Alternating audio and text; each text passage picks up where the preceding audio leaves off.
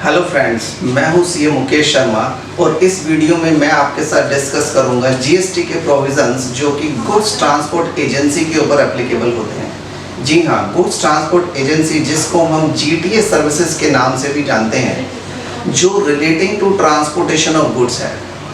तो सबसे पहले हमें ये देखना है कि जीटीए कौन होता है, फिर हमें ये जानना है कि जीटीए के ऊपर कौन कौन से जीएसटी के रेट्स एप्लीकेबल होते हैं, फिर ये हमें पता लगाना है कि क्या जीटीए को किसी तरह की कोई एग्जम्पशन अवेलेबल है या नहीं है, और अगर जीटीए की सर्विस टैक्सेबल है तो वो फॉरवर्ड चार्ज में टैक्सेबल है या रिवर्स चार्ज में टैक्सेबल है।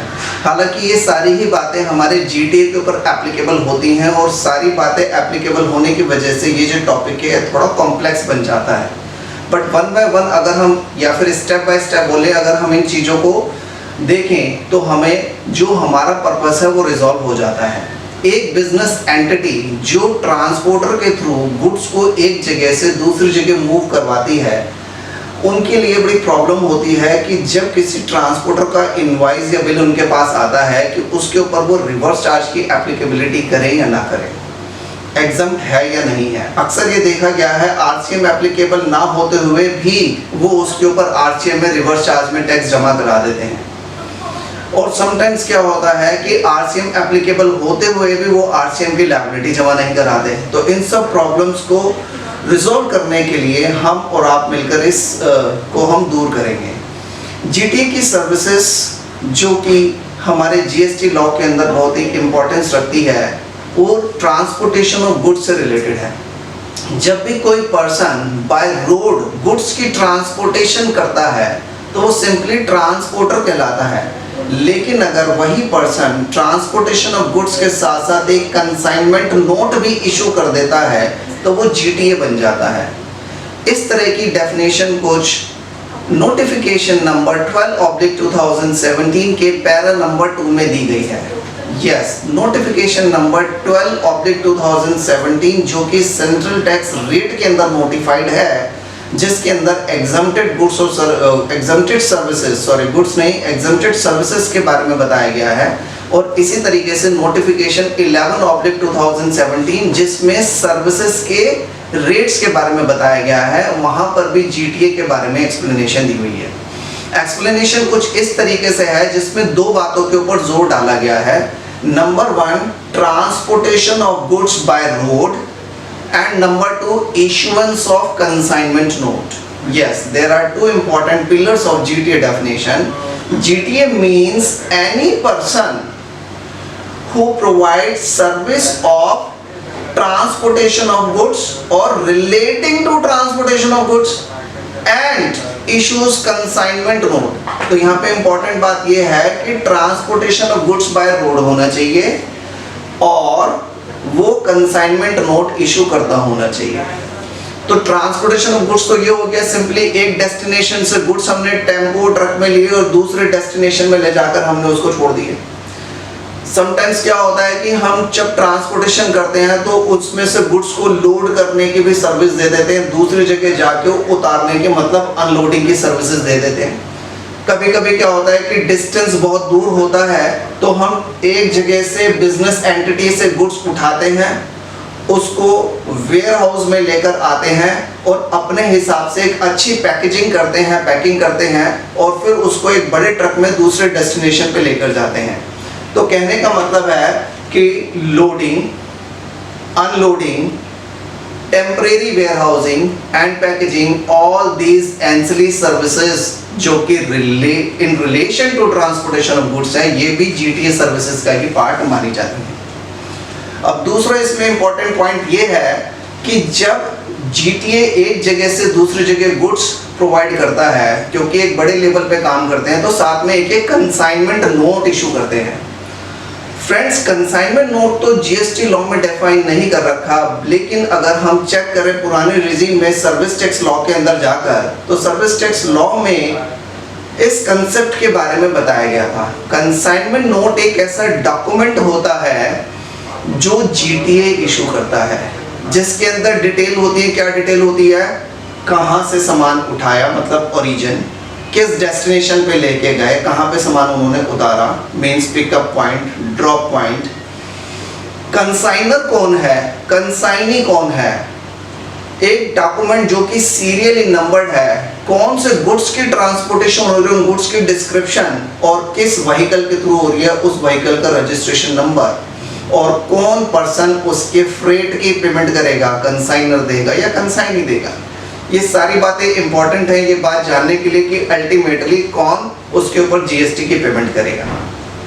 तो जीएसटी की पेमेंट से रिलेटेड हमें दो बातें यहाँ पे इंपॉर्टेंट नजर आई। नंबर एक कि transportation of goods by road and issuance of consignment note. ऐसा क्यों? इन दोनों बातों का प्रेजेंट होना इसलिए जरूरी है कि अगर सिर्फ ट्रांसपोर्टेशन ऑफ गुड्स होता है तो वो सिर्फ ट्रांसपोर्टर सर्विस कहलाती है, जीटी की सर्विस नहीं कहलाती। अगर ट्रांसपोर्टेशन ऑफ गुड्स के साथ साथ वो कंसाइनमेंट नोट भी इशू करता है तब वो जीटीए की कैटेगरी में आता है। डिस्टिंग्विश करना इसलिए जरूरी है कि ट्रांसपोर्टेशन ऑफ गुड्स के सर्विसेज पे जीएसटी नहीं लगता।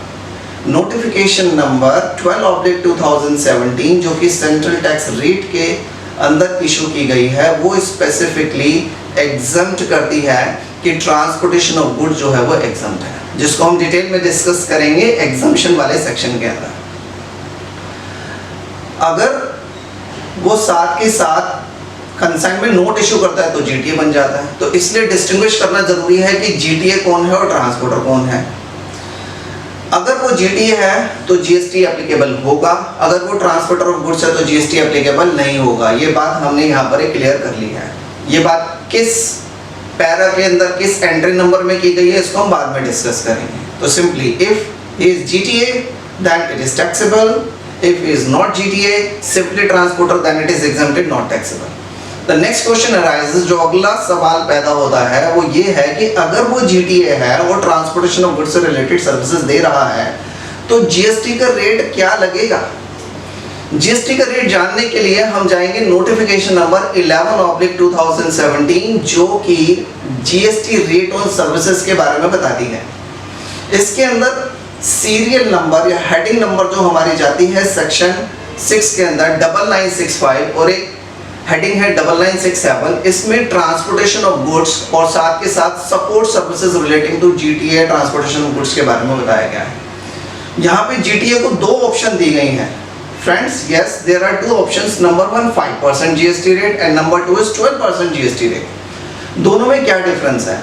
अगर जीटीए 5% जीएसटी रेट लेता है तो वो आईटीसी क्लेम नहीं कर सकता, और अगर 12% वाली ऑप्शन लेता है तो वो आईटीसी क्लेम कर सकता है।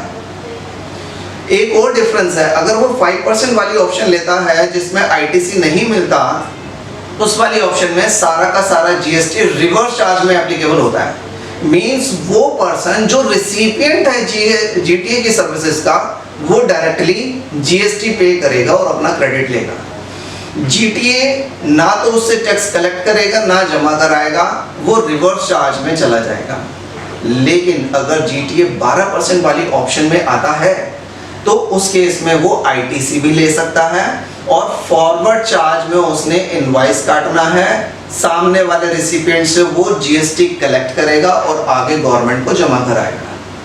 तो दोनों में से कौन सी ऑप्शन ले, इस ऑप्शन को अवेल करने से पहले सारी कैलकुलेशन फ्यूचर में प्रेडिक्टेड ट्रांजैक्शंस को देखते हुए कि फ्यूचर में कितना कितना क्रेडिट उसे मिलने वाला है, मिलेगा या नहीं मिलेगा। हो सकता है नियर बाय फ्यूचर में उसने कोई अपना ट्रक परचेज करना हो या फिर कोई बड़ा गोडाउन लेना है उसने कमर्शियल वेयर हाउसिंग के लिए जहां पर उसको रेंट पे जीएसटी पे करना है।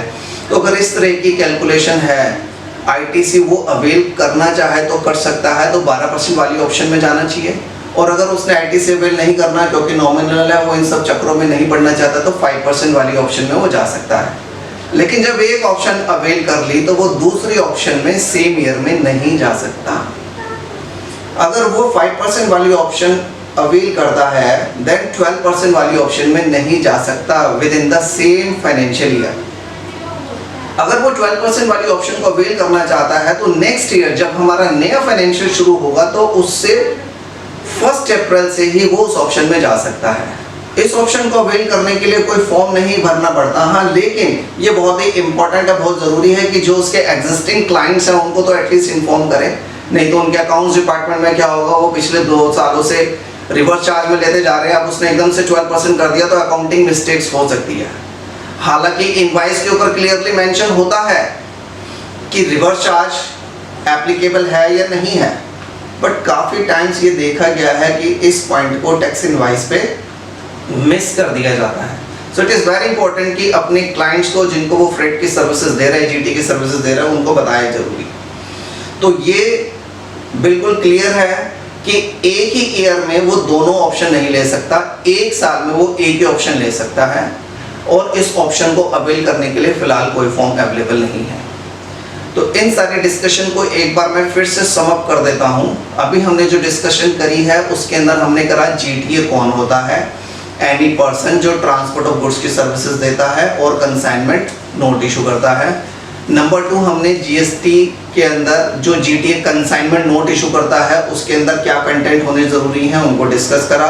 फिर हमने डिस्कस करा कि 11/2017 के अकॉर्डिंगली जो सेंट्रल टैक्स रेट की नोटिफिकेशन है जीएसटी के रेट्स में कितनी ऑप्शन जीटीए पे अवेलेबल है।